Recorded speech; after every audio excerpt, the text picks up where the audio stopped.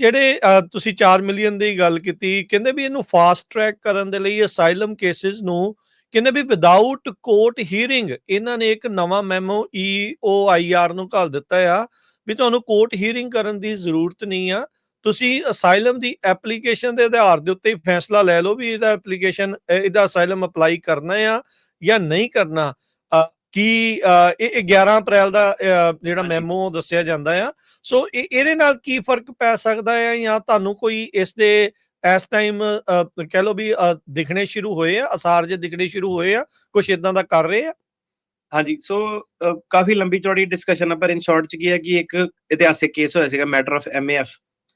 ਤੇ matter of MAF ਦੇ ਵਿੱਚ ਕੀ ਸੀਗਾ ਕਿ ਇੱਕ ਵਿਅਕਤੀ ਸੀਗਾ ਪਾਕਿਸਤਾਨ ਤੋਂ, ਉਹਨੇ ਕੋਈ ਗਲਤ ਨਾਮ ਨਾਲ ਪਹਿਲਾਂ ਕੇਸ ਲਾਤਾ, ਉਹਦਾ ਕੇਸ ਕੂਸ ਜਦੋਂ ਡਿਨਾਈ ਹੋ ਗਿਆ ਤੇ ਦੁਬਾਰਾ ਉਹਨੇ ਸਹੀ ਨਾਮ ਨਾਲ ਜਿਹੜਾ ਕੇਸ ਕੂਸ ਜਦੋਂ ਲਾਇਆ ਤੇ ਉਹਨੂੰ ਜਿਹੜਾ ਸੀਗਾ ਇਮੀਗ੍ਰੇਸ਼ਨ ਜੱਜ ਦੀ ਫਾਈਂਡਿੰਗ ਇਹ ਸੀਗੀ ਕਿ ਜਦੋਂ ਤੂੰ ਹੁਣ ਨਵਾਂ ਜਿਹੜਾ ਕੇਸ ਲਗਾਇਆ ਉਹਦੇ ਹਿਸਾਬ ਨਾਲ ਤੇਰੀ 1 ਈਅਰ ਦੀ ਡੈਡਲਾਈਨ ਜਿਹੜੀ ਬਣੂਗੀ।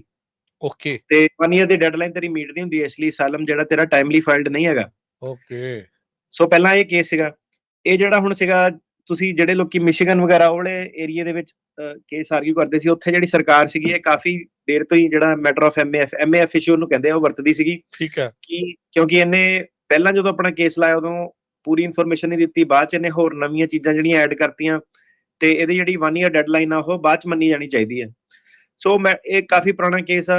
ਕੈਲੀਫੋਰਨੀਆ ਵਗੈਰਾ ਦੇ ਵਿੱਚ ਇਹ ਨਹੀਂ ਸੀਗਾ, ਲਿਬਰਲ ਕੋਰਟ ਜਿਹੜੇ ਹੈਗੇ ਆ ਨਿਊਯਾਰਕ ਵਗੈਰਾ ਚ ਇਹ ਨਹੀਂ ਸੀਗਾ। ਉਸ ਤੋਂ ਬਾਅਦ ਇੱਕ ਜਿਹੜਾ ਮੈਟਰ ਆਫ CARR ਕਰਕੇ ਕੇਸ ਜਿਹੜਾ ਆਇਆ, ਆਪਾਂ ਇਹਦੀਆਂ ਡਿਸਕਸ਼ਨਸ ਵਗੈਰਾ ਵੀ ਆਪਣੇ ਸ਼ੋਅ ਤੇ ਜਿਹੜੀਆਂ ਕੀਤੀਆਂ ਸੀਗੀਆਂ, ਉਹਦੇ ਵਿੱਚ ਵੀ ਬੇਸਿਕਲੀ ਇਹੀ ਸੀਗਾ ਕਿ ਜੇ ਲੀਗਲੀ ਇਨਸਫੀਸ਼ੀਐਂਟ ਜਿਹੜੀ ਐਪਲੀਕੇਸ਼ਨ ਆ, ਕਿ ਮਤਲਬ ਅਸਾਈਲਮ ਐਪਲੀਕੇਸ਼ਨ ਆ ਜਿਹੜੀ ਤੁਹਾਡੀ ਔਨ ਇਟਸ ਫੇਸ ਜਿਹੜੀ ਕੰਪਲੀਟ ਹੋਣੀ ਚਾਹੀਦੀ ਆ, ਤੇ ਜੱਜ ਤੁਹਾਨੂੰ ਇੱਕ ਓਪਰਚੁਨਿਟੀ ਟੂ ਕਿਉਰ ਦਊਗਾ ਕਿ ਆਪਣੀ ਐਪਲੀਕੇਸ਼ਨ ਜਿਹੜੀ ਕੰਪਲੀਟ ਕਰੋ। ਠੀਕ ਹੈ। ਤੇ ਤੁਹਾਨੂੰ ਜਿੰਨਾ ਵੀ ਉਹ 15 ਦਿਨ ਦਾ 20 ਦਿਨ ਦਾ ਟਾਈਮ ਦਿੰਦੇ ਆ, ਤੁਸੀਂ ਉਹਨੂੰ ਕੰਪਲੀਟ ਜਿਹੜਾ ਕਰੋ, ਨਹੀਂ ਤਾਂ ਉਹਨੂੰ ਜੱਜ ਅਬੈਂਡਨ ਮੰਨੂਗਾ ਕਿ ਤੁਹਾਡੀ ਐਪਲੀਕੇਸ਼ਨ ਜਿਹੜੀ ਅਬੈਂਡਨ ਆ। ਸੋ ਇਹ ਦੋ ਜਿਹੜੇ ਕੇਸ ਲਾਅ ਸੀਗੇ ਜਿਹੜੇ ਐਕਚੁਅਲ ਚ ਕੇਸ ਲਾਅ ਸੀਗੇ। ਠੀਕ ਹੈ। ਹੁਣ ਕੀ ਹੁੰਦਾ ਕਿ ਜਿਹੜੀ ਇਹ ਦੋ ਚੀਜ਼ਾਂ ਪਹਿਲਾਂ ਯਾਦ ਰੱਖਿਓ, matter of MAF, matter of CARR। ਤੇ ਇਸ ਤੋਂ ਬਾਅਦ ਕੀ ਹੋਇਆ ਸੀਗਾ ਕਿ ਜਿਹੜੇ ਇਮੀਗ੍ਰੇਸ਼ਨ ਜੱਜ ਸੀਗੇ ਨਾ, ਕਈ ਜੱਜ ਤਾਂ ਸਪੈਸ਼ਲੀ ਜਿਹੜੇ ਆਪਣੇ ਪੰਜਾਬੀਆਂ ਨੂੰ ਪਤਾ ਹੀ ਹੁੰਦਾ ਹੈ ਹਨਾ, ਹਰੇਕ ਜੱਜ ਦਾ ਕਿਹੜਾ ਕਿੱਦਾਂ। ਕੌਂਕੜ ਦੇ ਵਿੱਚ ਜਿਹੜੇ ਜੱਜ ਸਾਹਿਬ ਸੀਗੇ, ਇੱਕ ਉਹ ਫਾਰਮ ਵਗੈਰਾ ਦੇ ਬੇਸ ਤੇ ਨਾ ਕਿ ਟਰਾਂਸਲੇਸ਼ਨਾਂ ਦੇ ਨੁਕਸ ਨਕਸ ਕੱਢ ਕੇ ਕਾਫੀ ਕੇਸ ਜਿਹੜੇ ਪਹਿਲਾਂ ਹੀ ਇਹ ਮੈਮੋ ਤੋਂ ਪਹਿਲਾਂ ਸਾਰੇ ਜਿਹੜੇ ਕੇਸ ਡਿਨਾਈ ਕਰ ਦਿੱਤੇ ਜਾਂਦੇ ਸੀਗੇ।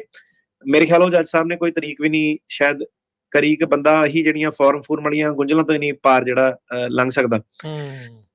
ਤੇ ਉਹ ਜਿਹੜੇ ਕੇਸ ਸੀਗੇ, ਹੁਣ ਔਨ ਟਾਪ ਆਫ ਦੈਟ ਉਹੀ ਜਿਹੜੀ ਚੀਜ਼ ਨੂੰ, ਇਹ ਸਾਰੇ ਤਿੰਨਾਂ ਚੀਜ਼ਾਂ ਨੂੰ ਤੁਸੀਂ ਲਾ ਕੇ ਇੱਕ ਕੋਈ ਜੱਜ ਇਹ ਸੋਚਦਾ ਕਿ ਨਹੀਂ ਮੈਂ ਇਹ ਨਹੀਂ ਅਪਰੂਵ ਕਰਨੇ।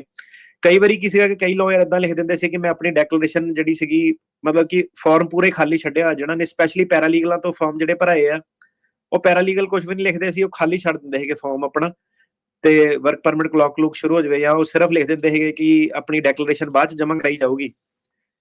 ਇੰਨਾ ਕੁ ਲਿਖ ਕੇ ਤੇ ਇਮੀਗ੍ਰੇਸ਼ਨ ਵੀ ਏਦਾਂ ਸੀਗੀ ਕਿ ਉਹ ਇਨਟੇਕ ਕਰ ਲੈਂਦੇ ਸੀਗੇ ਫਾਰਮ, ਬੰਦੇ ਦੀ ਕਲੌਕ ਚੱਲ ਜਾਂਦੀ ਸੀਗੀ।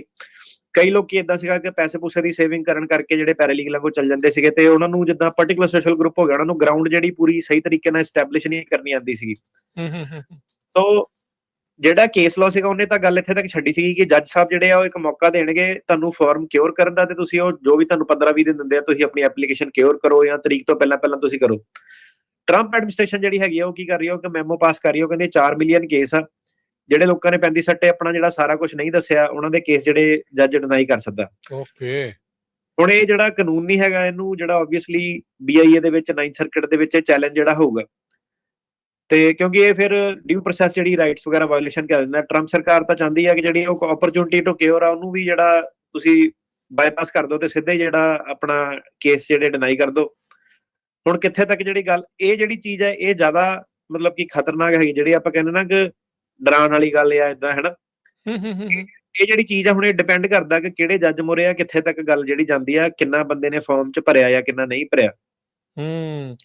ਮਤਲਬ ਇਹ ਆ ਵੀ ਹੁਣ ਫਾਰਮ ਕਹਿੰਦੇ ਵੀ ਪੂਰਾ ਚੱਜ ਨਾਲ ਭਰੋ ਤੇ ਸਾਰਾ ਕੁਝ ਭਰੋ, ਜੇ ਕੁਝ ਵੀ ਰਹਿ ਗਿਆ ਤਾਂ ਉਹਨਾਂ ਨੂੰ ਬਹਾਨਾ ਮਿਲ ਜਾਣਾ ਹੈ। ਹਾਂਜੀ। ਤੇ ਇਹਦੇ ਵਿੱਚ ਹੁਣ ਕੀ ਹੁੰਦਾ ਕਿ ਹਰੇਕ ਚੀਜ਼ ਆਪਾਂ ਜਿੱਦਾਂ ਦੇਖਦੇ ਹਾਂ ਉੱਤੇ ਕੋਰਟ ਦੇ ਵਿੱਚ ਚੈਲੰਜ ਹੁੰਦੀ ਆ, ਮਤਲਬ ਸਰਕਾਰ ਨੇ ਕੀ ਕਰਨਾ ਕਿ ਉਹਨਾਂ ਨੇ ਏਦਾਂ ਦੀ ਚੀਜ਼ਾਂ ਸੁੱਟੀ ਜਾਣੀਆਂ ਕਿ ਪਾਸ ਕਰੀ ਜਾਣਾ, ਮਤਲਬ ਉਹਨਾਂ ਦੀ ਕੋਰਟ ਨਾਲ ਜਿਹੜੀ ਫਾਈਟ ਰਹਿਣੀ ਹੈ। ਸੋ ਹੌਲੀ ਹੌਲੀ ਕੀ ਹੁੰਦਾ ਕਿ ਇਹ ਜਦੋਂ ਚੀਜ਼ਾਂ ਪਿਕਅਪ ਕਰਦੀਆਂ, ਜਿੱਦਾਂ ਖਬਰਾਂ ਬਣਦੀਆਂ, ਉਦਾਂ ਫਿਰ ਜਿਹੜੇ ਲੋਕ ਆ, ਮੰਨ ਲਓ ਹੁਣ ਕਿਸੇ ਦਾ ਕੇਸ ਡਿਨਾਈ ਹੋਇਆ, ਉੱਤੇ ਚੈਲੰਜ ਕਰੂਗਾ, ਡਿਨਾਈ ਹੋਇਆ, ਫਿਰ ਉਹ ਕੋਰਟਸ ਦਾ ਸਹਾਰਾ ਜਿਹੜਾ ਲੈ ਕੇ, ਕੋਰਟਸ ਕਈ ਵਾਰੀ ਇੰਜੰਕਸ਼ਨ ਦੇ ਦਿੰਦੇ ਆ ਜਾਂ ਰੀਇੰਟਰਪ੍ਰੀਟ ਕਰ ਦਿੰਦੇ ਆ ਕਿ ਤੁਸੀਂ ਏਦਾਂ ਕਰ ਸਕਦੇ ਆ, ਨਹੀਂ ਕਰ ਸਕਦੇ ਆ। ਸੋ ਕਹਿ ਲਓ ਤੁਸੀਂ ਲੀਗਲ ਬੈਟਲਸ ਹੁਣ ਜਿਹੜੀਆਂ ਸਾਰਿਆਂ ਦੀਆਂ ਜਿਹੜੀਆਂ ਵੱਧ ਜਾਣੀਆਂ। ਠੀਕ ਹੈ ਜੀ, ਠੀਕ ਹੈ। ਸੋ ਹਰ ਇੱਕ ਤਰੀਕੇ ਦੇ ਨਾਲ ਜਿੱਦਾਂ ਵੀ ਸ਼ਿਕੰਜਾ ਕੱਸ ਸਕਦੇ ਆ ਵੀ ਉਹ ਪੂਰੀ ਤਰ੍ਹਾਂ ਕੱਸ ਰਹੇ ਆ, ਜਿੱਥੇ ਵੀ ਬਹਾਨਾ ਲੱਭਦਾ ਆ ਉਹ ਬਣ ਰਹੇ ਆ।